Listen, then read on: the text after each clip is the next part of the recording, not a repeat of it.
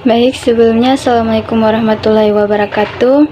Perkenalkan, nama saya Siti Maulina Arifin. Saya dari kelas A. Yang terhormat, Ibu dosen pengampu mata kuliah Pembangunan Perencanaan Wilayah. Di sini saya ingin menjelaskan sedikit tentang pembangunan perencanaan wilayah. Yang pertama, pengertian perencanaan pembangunan. Perencanaan pembangunan wilayah menunjukkan pada praktik-praktik persiapan pembangunan pada luasan lahan wilayah tersebut.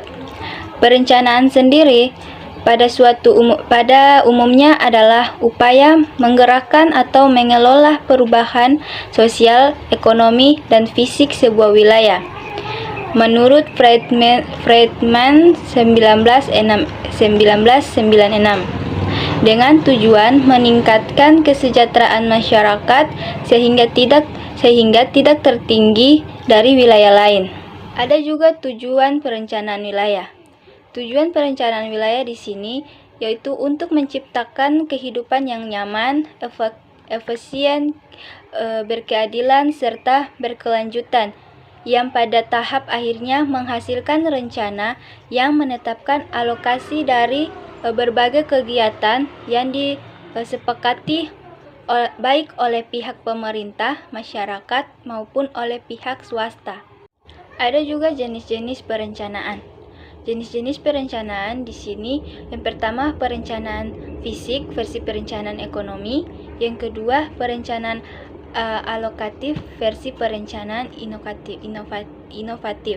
Yang ketiga, perencanaan bertujuan jamak versi perencanaan bertujuan tunggal. Yang keempat, perencanaan bertujuan jelas versi perencanaan bertujuan lantan. Masih pada jenis-jenis perencanaan, di sini perencanaan indikatif versi perencanaan implementatif, top down versi bottom-up planning, ada juga vertical planning versi horizontal planning, ada juga perencanaan yang melibatkan masyarakat secara langsung versi perencanaan yang tidak melibatkan masyarakat secara langsung. Ada juga langkah-langkah dalam perencanaan wilayah. Langkah-langkah dalam perencanaan wilayah di sini dibagi menjadi 5. Yang pertama, gambaran kondisi saat ini. Identifikasi persoalan baik jangka pendek, jangka menengah, maupun jangka panjang.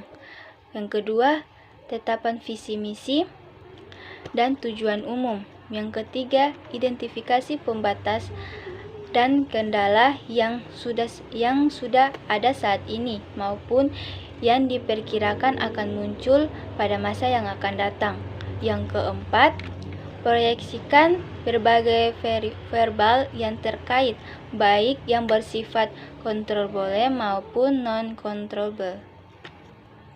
Yang kelima, tetapkan sasaran yang diperkirakan dapat dicapai dalam kurun waktu tertentu, yaitu tujuan yang dapat diukur. Masuk pada pendekatan sektoral dan regional dalam perencanaan pembangunan wilayah. Di sini salah satu pendekatan sektoral adalah melihat kaitan pertumbuhan antara satu sektor dan sektor lainnya. Dan sebaliknya, pendekatan ini digunakan untuk meramalkan pertumbuhan masing-masing sektor, yang kemudian akan dipilih langkah yang paling mungkin untuk dilaksanakan setelah memperhatikan keterbatasan yang dihadapi untuk sektor tersebut. Pendekatan regional di sini, dalam pendekatan regional diperhatikan penggunaan ruang untuk kegiatan, produk atau jasa, serta memprediksi arah konsentrasi kegiatan dan memperhatikan kebutuhan fasilitas untuk masing-masing konsentrasi serta merencanakan jaring-jaring yang menghubung sehingga berbagai konsentrasi kegiatan dapat dihubungkan secara efisien.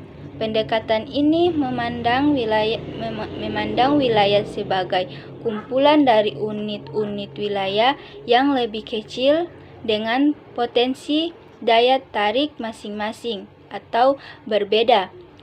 Perlunya analisis dinamika pergerakan dari faktor-faktor produksi, kecuali alam. Baik, mungkin itu saja materi yang dapat saya sampaikan. Lebih dan kurangnya saya mohon maaf. Wabillahi taufiq wal hidayah. Wassalamualaikum warahmatullahi wabarakatuh.